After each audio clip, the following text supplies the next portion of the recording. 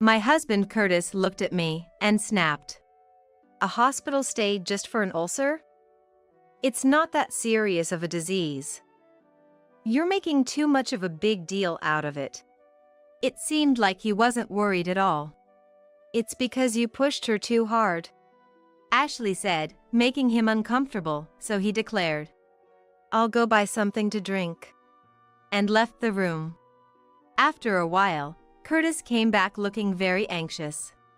You have only a year left to live, he said solemnly. What? I was surprised, wondering if there had been some explanation from the doctor that I was unaware of. No, I just overheard your parents talking outside. I was going to greet them, but then I heard something like that. I wondered what my parents were talking about. As we sat in silence, Ashley suddenly burst into laughter. Pfft. Ha ha ha. Wondering what was going on, we both looked at Ashley. Then she turned to Curtis and dropped a bombshell. What are you talking about? Isn't that about your mistress and not Mom? The air froze. Dad, we know everything. Hey Stella, isn't breakfast ready yet? As usual, Curtis called out to me. I was in the kitchen, preparing breakfast. It'll be ready soon, I answered while setting up the corn soup and bread on the table. I told you I have a meeting this morning. I have preparations to make. Hurry up. I placed the omelet on a plate in front of Curtis, who started eating without a prayer. After all, I was just preparing everything as usual. It was he who overslept. Suppressing my thoughts, I started doing the laundry. Once Curtis hurried out, I finally took a breath of relief. The morning news show started, and I took my breakfast to the lively sound of the TV. As a housewife, I spent my days like this, taking care of Curtis. After 25 years of marriage, with a lot of time spent alone at home, I've been thinking about picking up a hobby, but my shy nature always gets in the way, preventing me from taking the first step. Every day, I prepare breakfast for Curtis, do the laundry, clean, shop. I was getting bored with the repetition of the same days. I've thought about going to work, but I've been frail since I was young, and after giving birth to our daughter Ashley, I became even more prone to illness, so that was not an option. Will my life just end without anything changing? As I was thinking this, the doorbell rang. The sound of the front door unlocking was heard, and Ashley entered. Mom, are you here? She said, opening the door to the living room. Welcome back. Ashley sometimes comes back like this to check on me.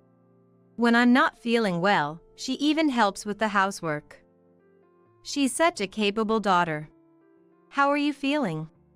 I've been doing quite well recently. Ashley looked relieved to see my face, smiling gently. That's good to hear. Then, how about we go out for lunch? You must be bored, right? She suggested. We went to a restaurant near where Ashley works and talked about her recent life over the meal. These moments were a happy time for me, and also a break from the monotony of my daily life. After finishing our grocery shopping for dinner and returning home, Ashley set down the bags she was carrying and quickly went back to her own place.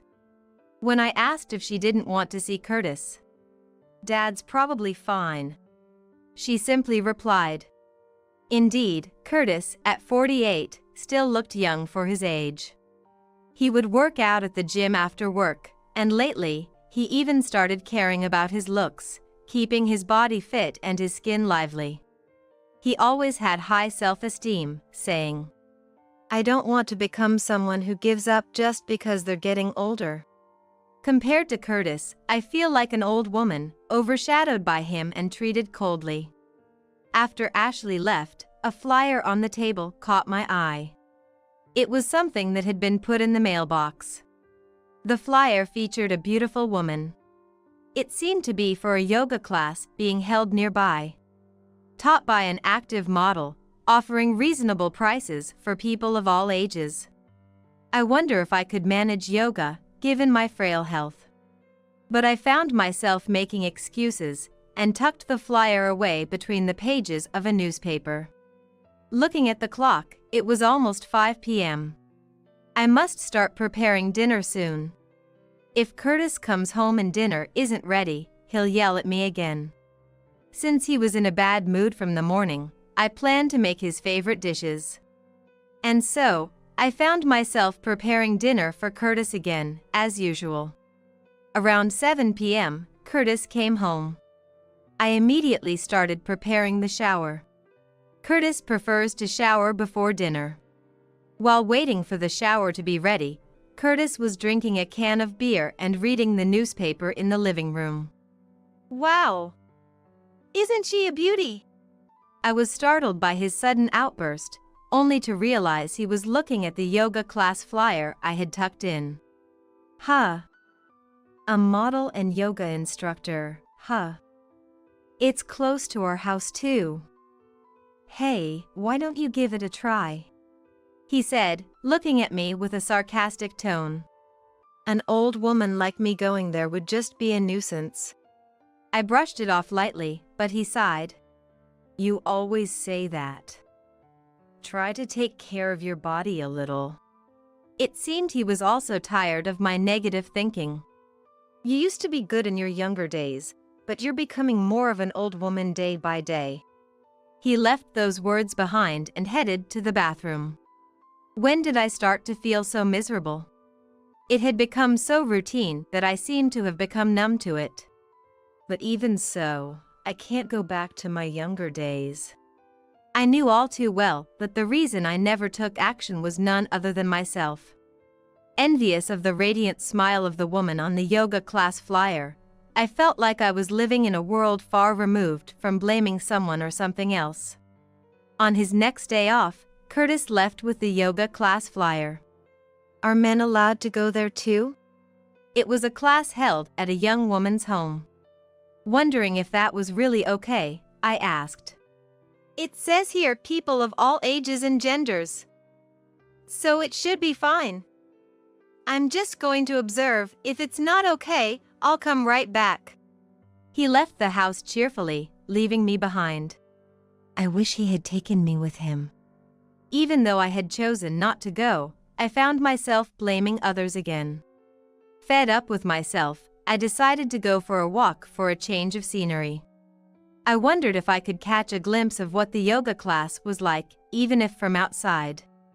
It was a sunny Saturday afternoon. Perfect for a walk. I walked at my own pace.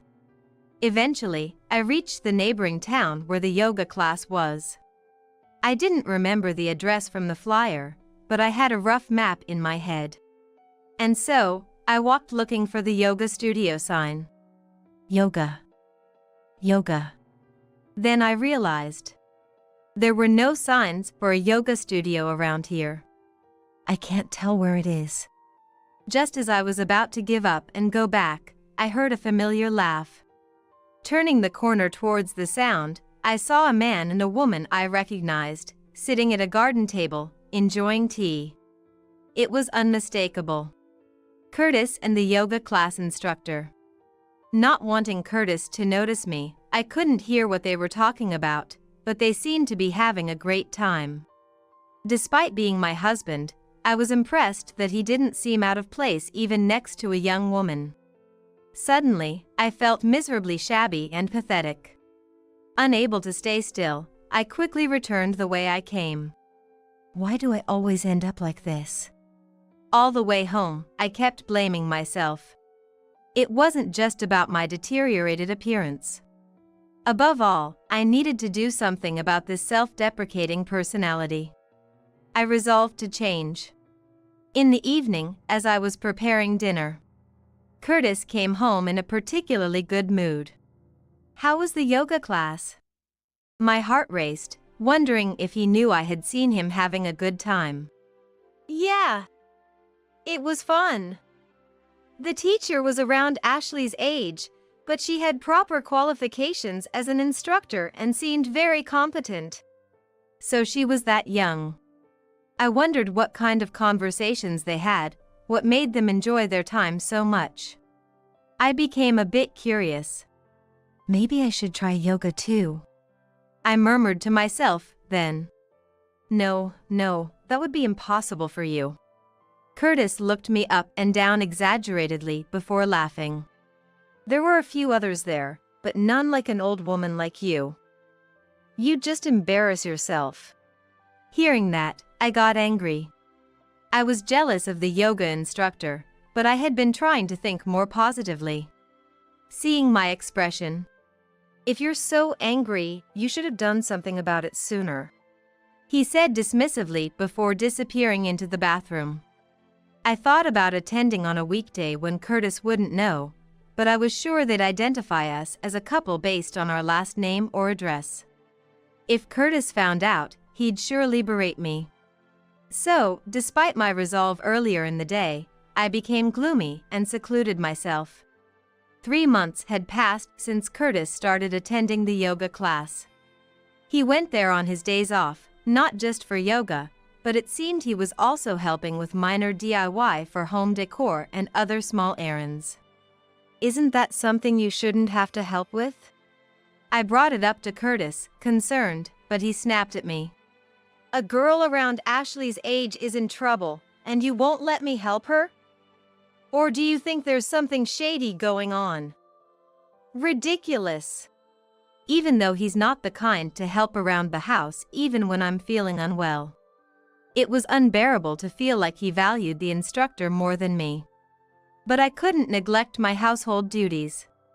I focused more on housework, and Curtis complained about me even more. Ashley, who occasionally came to help, said to Curtis, "Dad, you're being too harsh on Mom." But he dismissed her. That's Stella's job. If you've moved out, don't interfere. Ashley, perhaps fed up with Curtis, started coming back when he wasn't around. Then one day, I finally fell ill and collapsed. Luckily, Ashley was coming home that day and took me to the hospital. Ashley was shocked to find me curled up in the kitchen, thinking her heart would stop.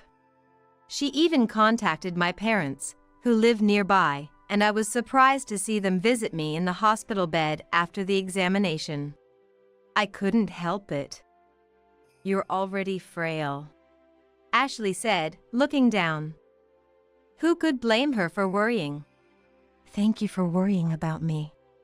After explaining the examination results to Ashley and my parents, they left the room, relieved. I was diagnosed with a gastric ulcer. After seeing my parents off, Ashley came back to the room to vent. I contacted Dad too. He's late, isn't he? I knew Curtis wouldn't leave work early to rush over for me. But it still felt lonely. I'll come again tomorrow. You'll need a change of clothes, right? Ashley couldn't bear to leave me looking so forlorn. I was grateful to have raised such a kind daughter. That was my only pride.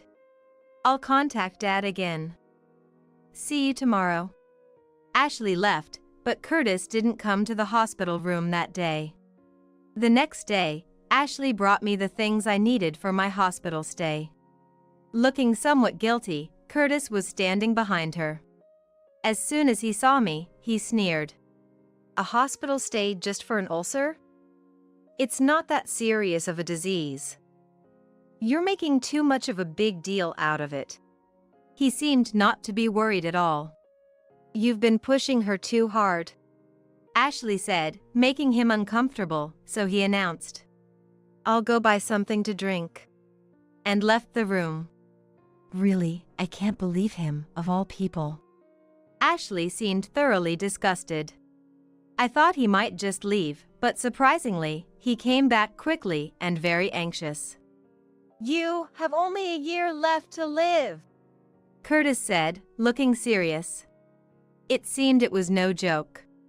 What? I was shocked, wondering if there had been some explanation from the doctor that I was unaware of. I just overheard your parents talking outside. I was going to greet them, but then I heard something like that. I wondered what my parents were talking about.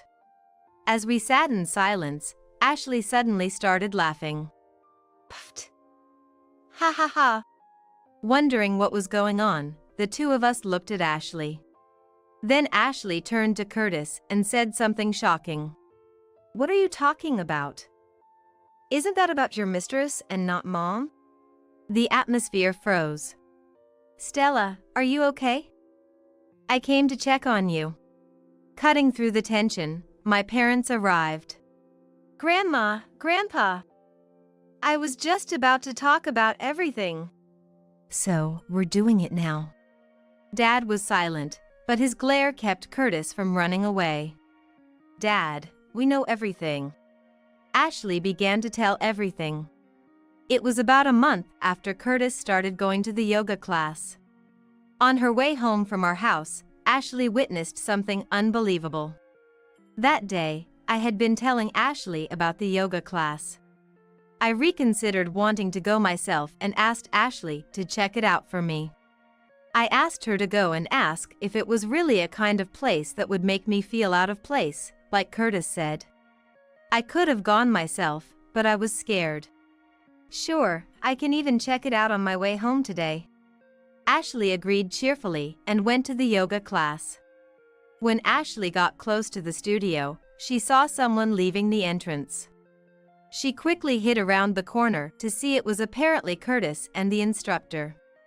Curtis was supposed to be at work that day, but Ashley couldn't have mistaken her own father. Feeling something was off, Ashley stayed hidden and watched. After a while of conversation, Curtis and the woman, after checking their surroundings, leaned in and kissed. Ashley was shocked and couldn't suppress her feelings of contempt after seeing her father like that. That's why she started coming home only when Curtis wasn't there. After watching Curtis leave, Ashley immediately contacted me. Mom, you'd better stay away from there.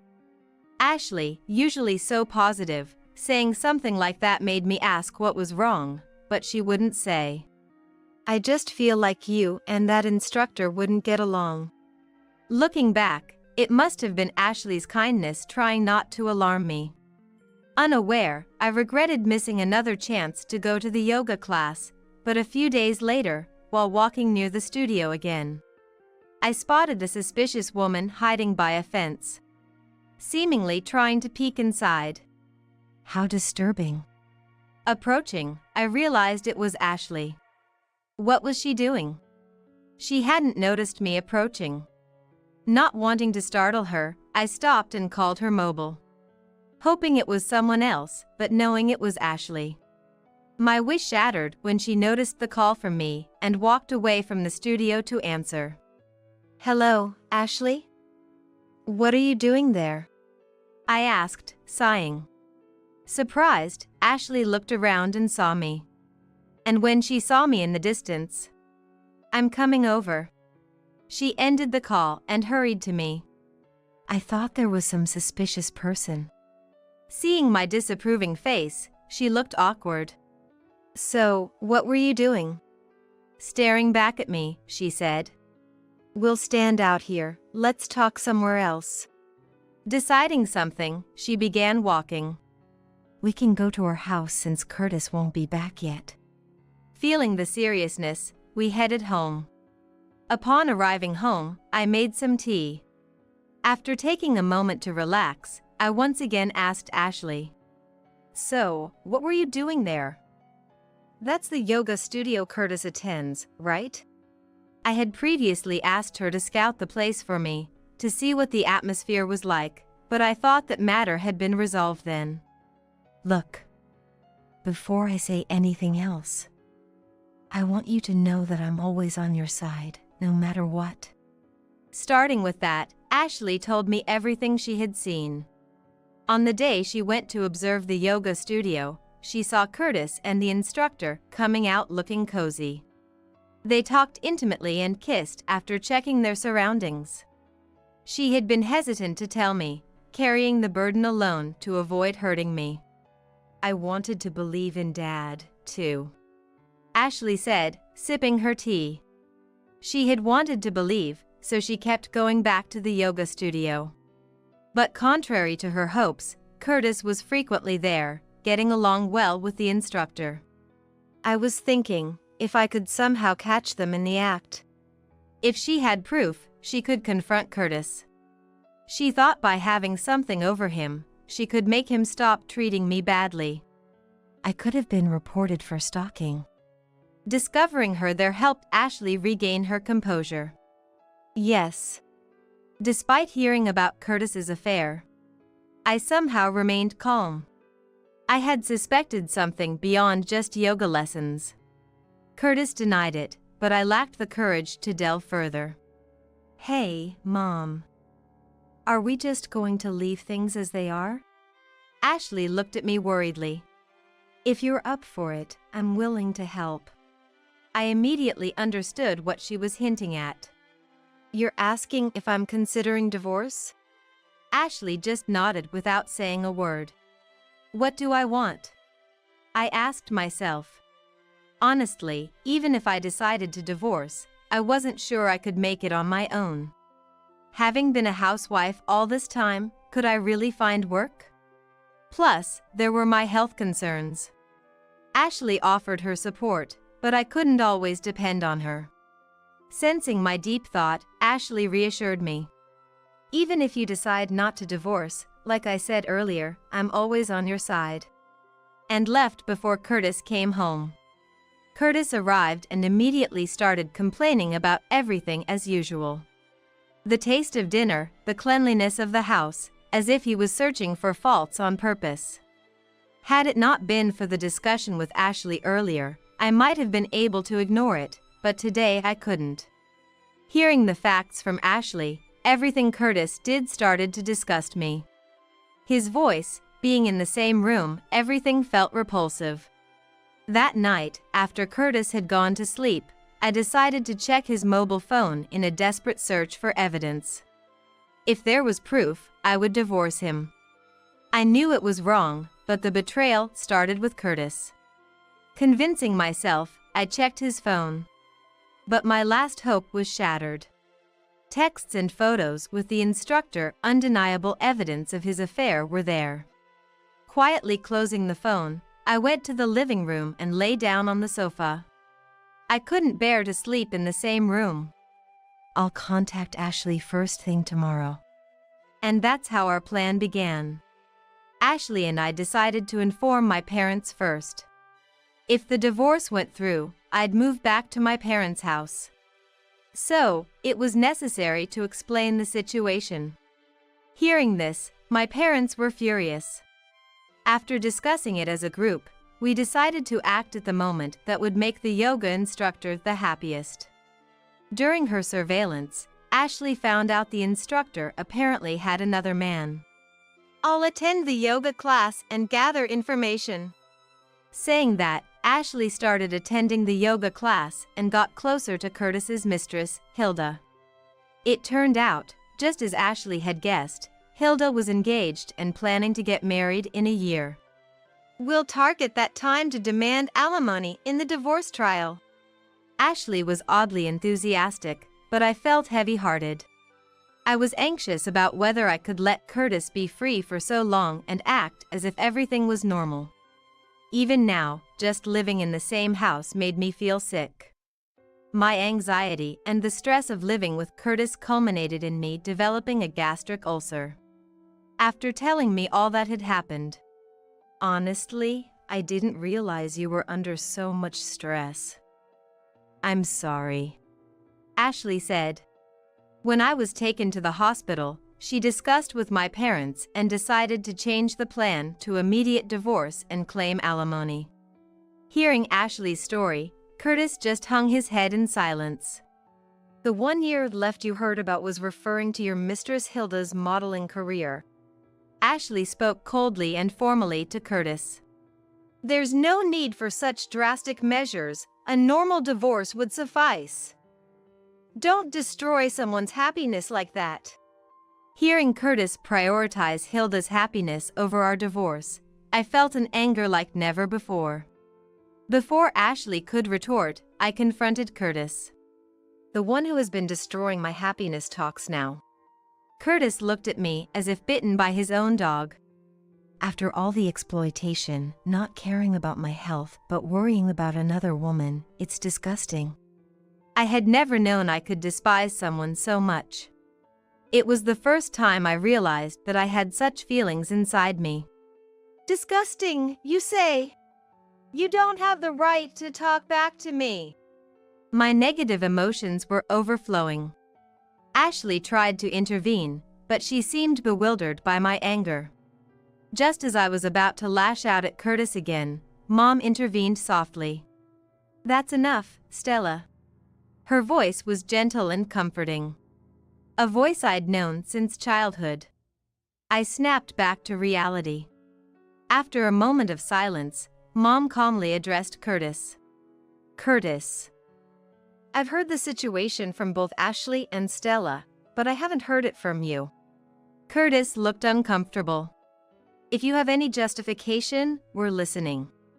Her voice, different from when she scolded me earlier, now carried a chill. "I don't have any excuses," Curtis stammered. "So, you admit everything is true?" Seemingly accepting his fate, Curtis defiantly admitted.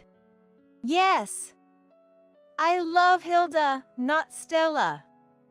I can't help it. Stella no longer attracts me." "That's terrible," Ashley muttered. "Terrible, you say?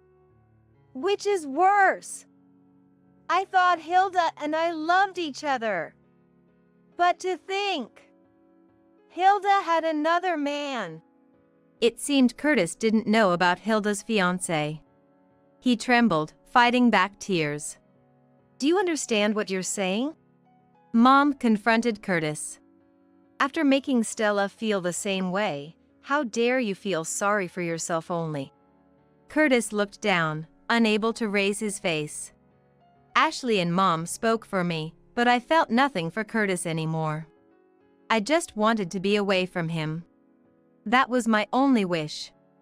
"With the divorce, we'll also be claiming alimony from you and Hilda, so please leave for today," I told Curtis formally. He stood up weakly, avoided our gazes, and left the hospital room. I cried over the wasted time I had spent with such a man. After being discharged, Ashley and I went to Hilda's yoga studio. It was under the guise of Ashley canceling her membership, but we intended to tell Hilda everything. However, just as we were about to start, Curtis barged in.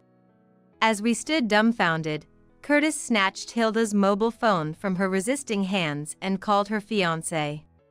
In a fit of desperation, Curtis exposed everything to the fiancé and laughed maniacally. After fiddling with Hilda's phone, he threw it at her and left, making deliberate noise with his steps. As Hilda sat on the floor, I told her, "That was my husband. Why has it come to this?"